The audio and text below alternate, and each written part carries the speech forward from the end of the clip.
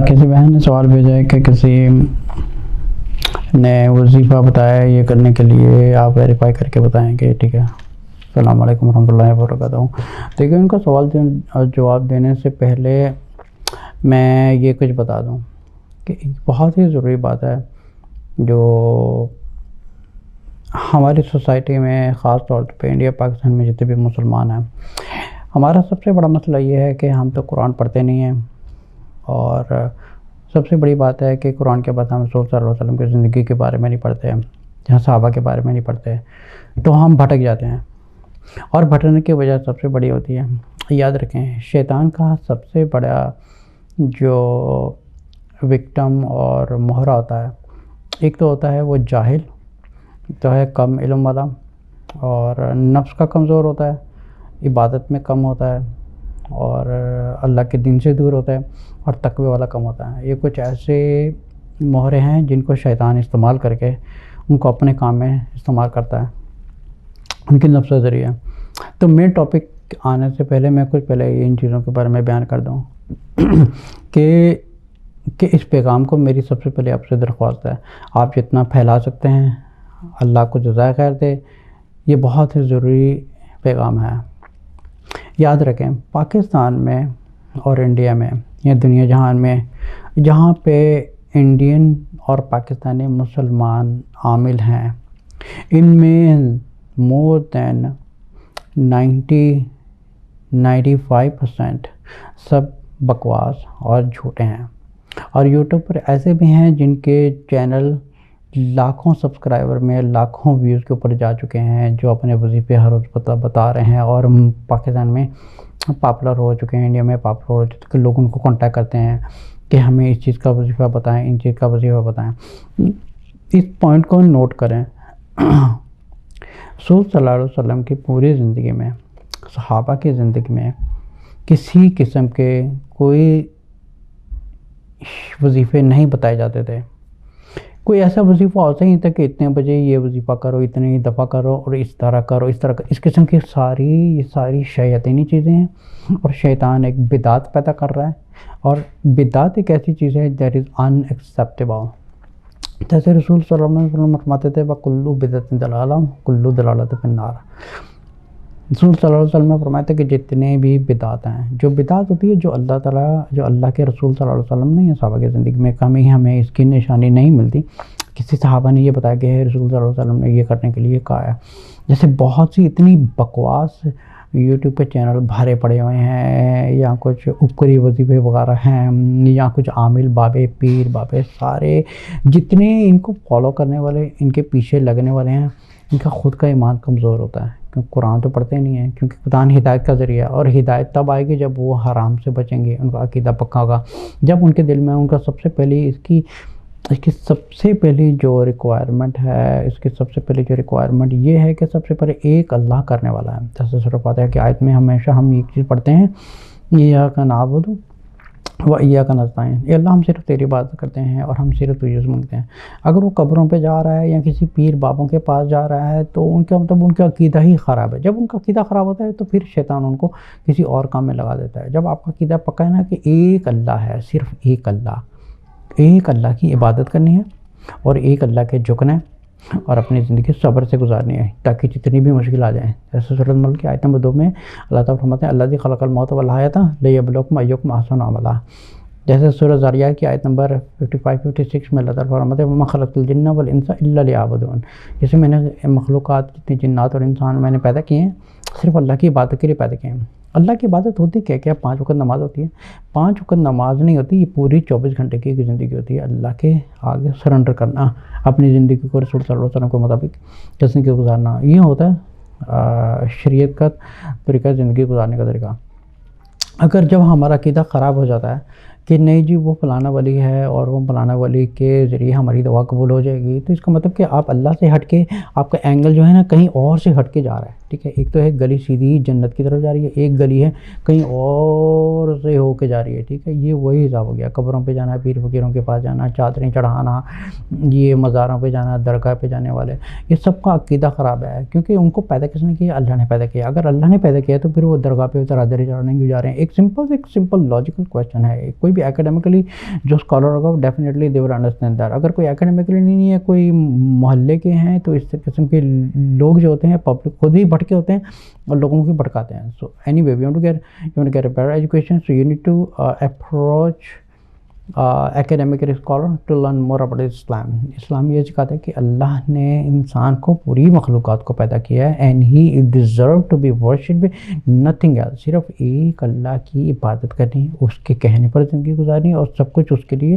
اس کے نام سے ہی ہم نے اپنے نفس شیطان سے لڑنا ہے. نہ کوئی پیر بابا, نہ فقیر قیامت والے دن کچھ کام آنے والے ہیں, کیونکہ ان کو کبھی نہیں پتہ کہ ان کی بخشش ہونی ہے کہ نہیں ہوگی. کوئی ڈیفینیٹ, کوئی 100% کنفرم یہ آنسر نہیں دے سکتا.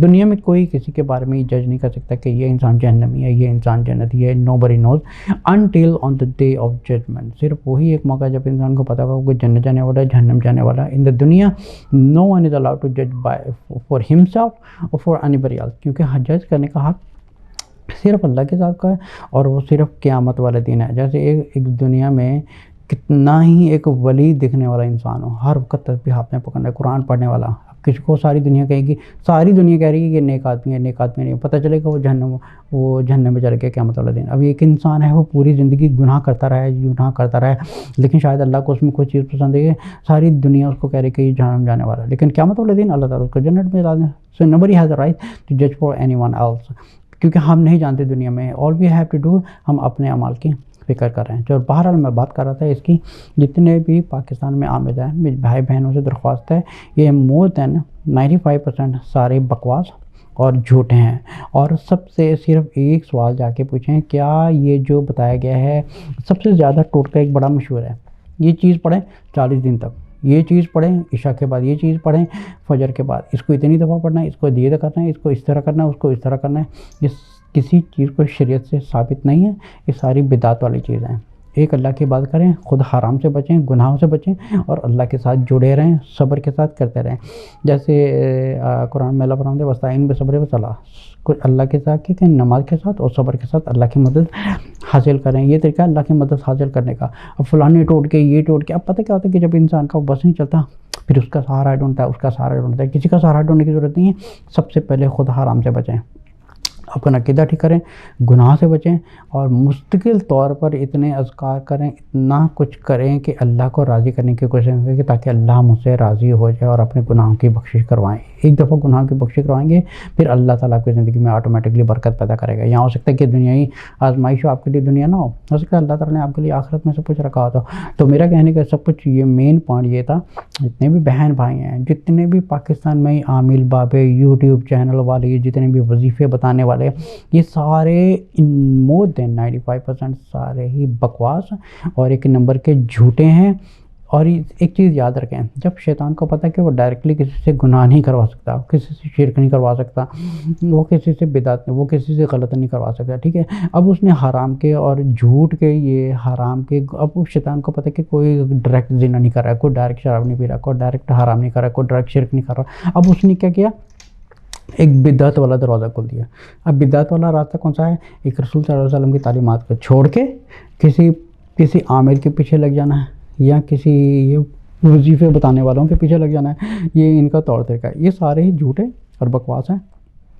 ایک اللہ کی عبادت کریں, اور صرف ایک اللہ سے صرف مانگتے رہیں, اور اپنے آپ گناہوں سے واش کریں. سب سے بڑی اس کی ریکوائرمنٹ یہ ہے کہ اپنے آپ کو حرام سے روکیں.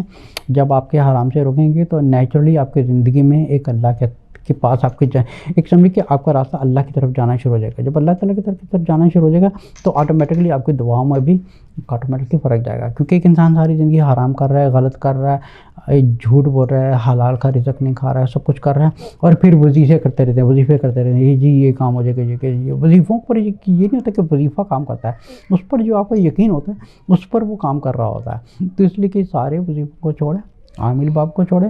یہ جتنے بھی میرے بھائی بہنوں سے درخواست ہے, خدا کے لیے, اللہ کے واسطے, ان سب کا پیچھا چھوڑیں. یہ سب شیاطینوں کا ایک بہت بڑا گروپ ہے.